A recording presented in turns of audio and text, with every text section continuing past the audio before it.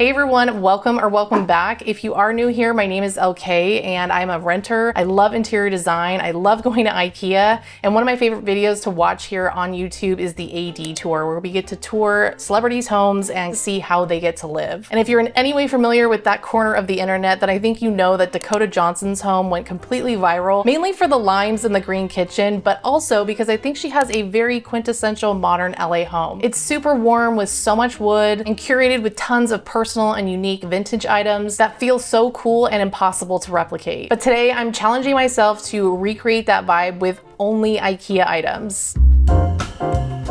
It sounds impossible, but I did this once with Troye Sivan's living room after his AD tour, and I think it surprisingly worked. So when a subscriber recently commented asking for a Dakota Johnson version, I thought it's been a little bit over a year since I did this. I've changed, IKEA has changed, and I don't know, it might be a fun challenge to see what I can come up with. But before we jump in, let's get on the same page. This isn't about copying each room item for item. It's more like a design exercise to try to replicate the mood with tone and textures and shapes, just to show you that you can get that Dakota Johnson LA modern home look with a place just like IKEA. And along the way, as I create this virtual Dakota Johnson / IKEA room, I'm going to be including some DIY ideas to show you how you could potentially upgrade some of these IKEA items that I'm picking, just to make them a little bit more unique or just more Dakota. So let's get started and see what we can find.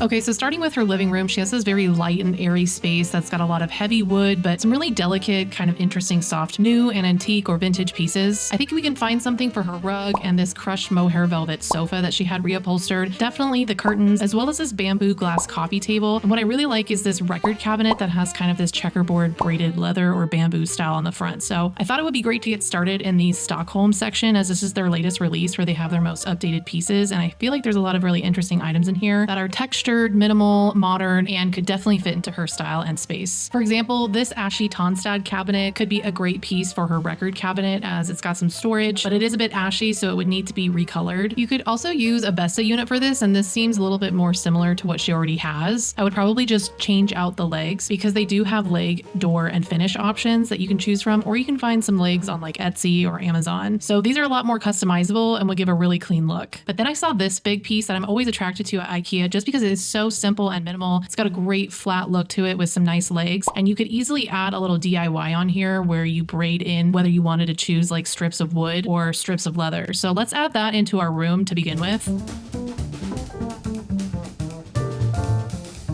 So now that we've got that really fun piece out of the way, I want to move on to challenging myself to try to find a sofa that's actually going to work. She has these two sofas that kind of have a chaise lounge vibe, and they're very casual and simple, but also kind of very elevated. There's not any extra embellishments. The fabric is kind of really what shines. And then I think the unique, simple shape and being a little bit lifted off the ground are the only other features. Something like this is really simple and clean, but too shabby chic with the bottom dust ruffle. And something like this would also work in her space too, but the shape is very boring. I could see her potentially responding to this sofa, but it does feel a little bit too French provincial. And even though this sofa is made out of velvet, I really don't think it has the right shape. It looks a little bit too contemporary for her taste. The other two sofas that I saw that had a really nice silhouette were this one for $300 and the red one right next to it. This one I think was $700, but I think it's because it had a really nice tweed material to it. But I think I'm gonna go with the $300 one and then invest in reupholstering it in a different fabric.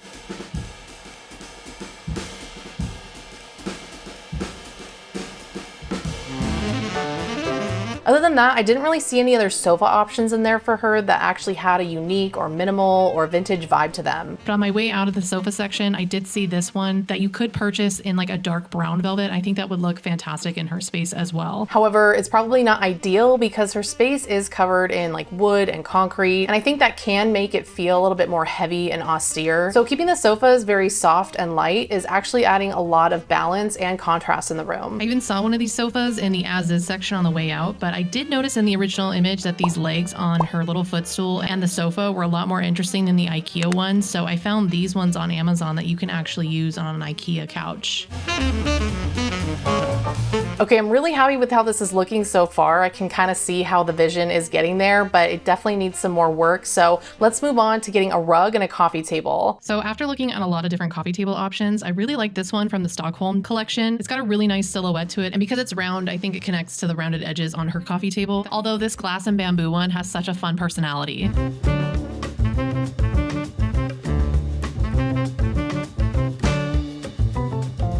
And to quickly just get her curtains out of the way, I think these Ritva ones at IKEA are so great. I have them in my bedroom. They let in some light and feel sheer, but are still kind of heavy duty, and they're just very pretty.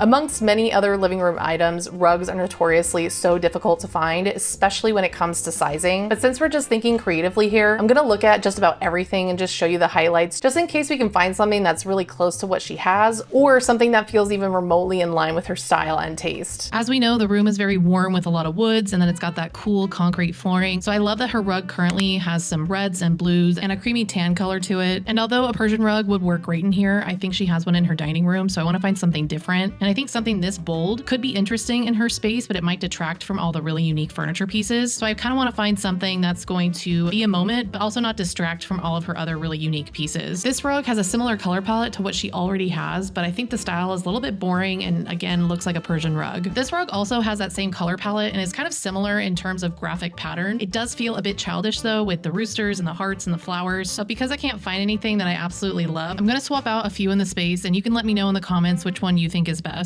I do really like this one, and I think I liked it better in person. This online image makes it look a little bit too Neapolitan, but I think it absolutely works for the room. And this one doesn't look too bad once you put it in the room. It doesn't have like a strict pattern to it. It's just kind of all over the place. So I would prefer it where it has like a border like her current rug. And as you can see, this one is just a bit muddled and really honestly boring, in my opinion. This one just really makes the room feel way too warm and orange, but it could be an option. And I also wanted to bring in this really chunky 80s one because I thought it was a statement and super fun, but also still neutral. However, I do think it really washes out the room. So let me know in the comments which rug you prefer or which one you think she would pick for her living room. I'll show you my final pick at the end, but for now, let's move on. So she has a really beautiful rubber tree in her living room that has definitely been bent to look like that, and it would be very expensive. And IKEA does have a fake one, so if we really wanted to add that in there, I could do that, or we could find one elsewhere, but I'll just add it in there for the vibes.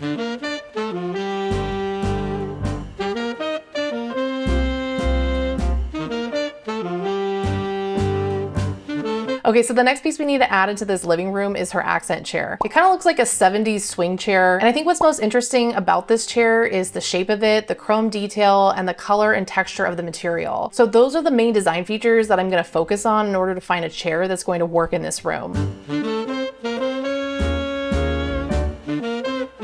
So this chair immediately caught my attention because of the color, and also I think corduroy is kind of a 70s vibe anyways, but the shape of the chair, like the wingback style, is just not going to be it for this room, and so many of these chairs feel really generic, and something like this maybe could work in her office, and something like this feels a little bit too simple even though it does have that chrome detail and that tan color and looks like it could be of that era. This Sajalso chair though does have really nice structure. It kind of has like a scoop seat. I like the color, and I think because it is so simple and kind of architectural, it gives kind of an elevated vibe and makes it easy to hack. The only other option here is this green chair, and I definitely don't think it's the right one because it's too small, and because it's the wrong color, I'd have to spend money on reupholstering it and tufting it. So I would grab the Sajalso chair, stain the frame a little bit darker so it matches the room better, and maybe change out the fabric if needed.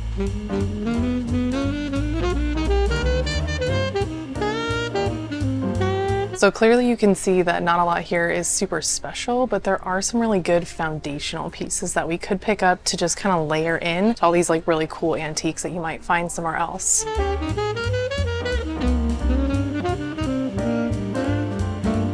I didn't have too much luck finding any kind of side tables that looked like the one that's in the corner between her two sofas. But then I went online and I found a Tonstad table that looked absolutely perfect. So we're gonna put that inside the room as well. You can't really see it here in the rendering just because of the angle, but just know that it's there. And I think it's a really great piece because it looks similar to what she has, and it's the only thing at IKEA that would fit that shape.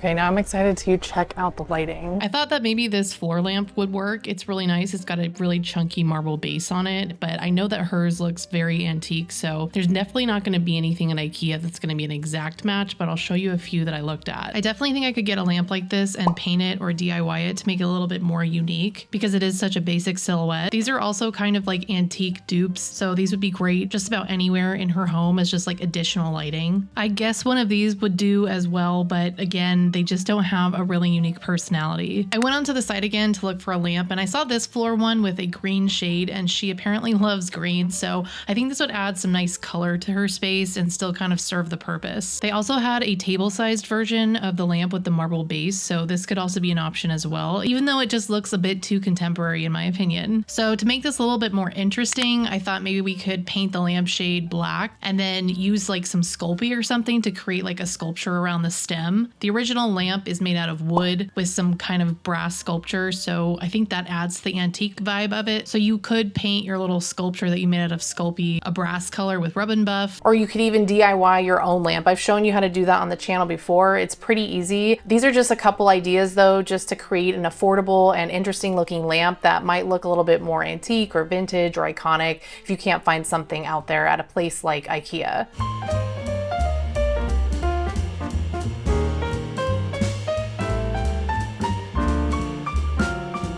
I also saw this and I thought it had a similar shape to the bowl that was on her coffee table, so we could add that in there just as a little piece of decor, even though it is powder blue. She also has tons of really interesting sculptural items, and I saw this really weird vase from the Stockholm collection, and if it speaks to her, then great, we can put it in the room. But I thought this would be good to put on the record cabinet, as IKEA doesn't have a ton of larger ceramic vases.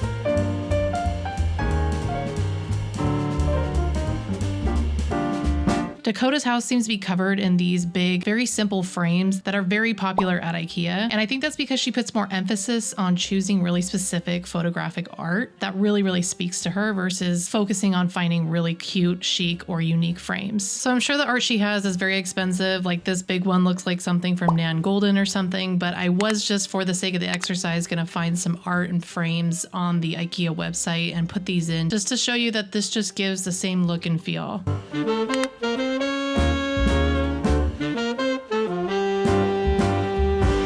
Okay, so I think this is my final rendering for the living room, and you'll probably notice that the rug is a little bit different than one of the options that I showed you earlier. I originally put this one in there, and I didn't realize that the other side of it is actually just the inverse, so you can use it either way. So I think this like creamy side feels a little bit less intense than the orange side. I did also find this rug that I thought maybe could be an option, but honestly, I really like the creamy orange one a lot better. I think it feels closest to what she has currently, and honestly, I could get even closer to that look by DIYing the rug. So I thought maybe getting some dye and creating a border around the rug just to add that secondary graphic feature to it would just make it a little bit more interesting to look at. So let's take a moment just to revisit what Dakota Johnson's living room looked like in the AD tour and just appreciate it for what it is, because I think her room is very interesting the more you look at it. At first glance, it looks very simple, it looks very mid-century, but all the choices that were made in this room are very intentionally curated just for her. I think they all stand on their own as well. They don't compete with each other, but they all mesh well together, which tells me that she really wanted just a calm, serene, chill, unique home, and I think that's exactly what she has.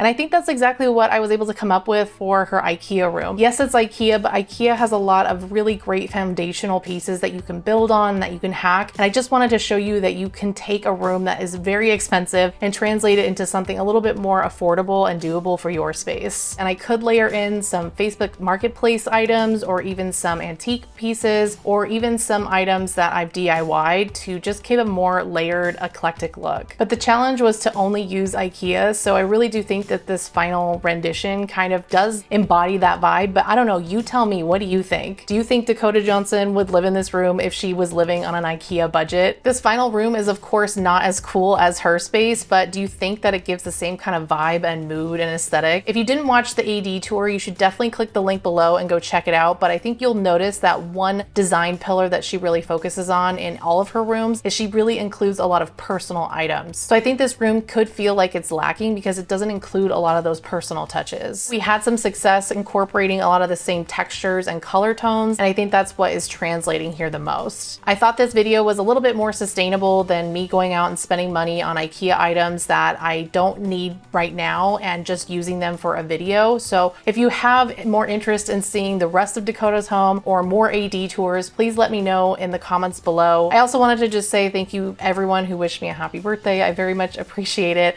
I spent some really great time in nature, in the pool and in the sun and away from my phone or screens. I didn't really have service, so it was fantastic. And I wanted to also let you guys know that I've been uploading some more stuff on Instagram, so definitely go check me out there. But other than that, I think that's it for this video, and I can't wait to chat with you guys about it in the comments. So I'll see you on the next one. Bye.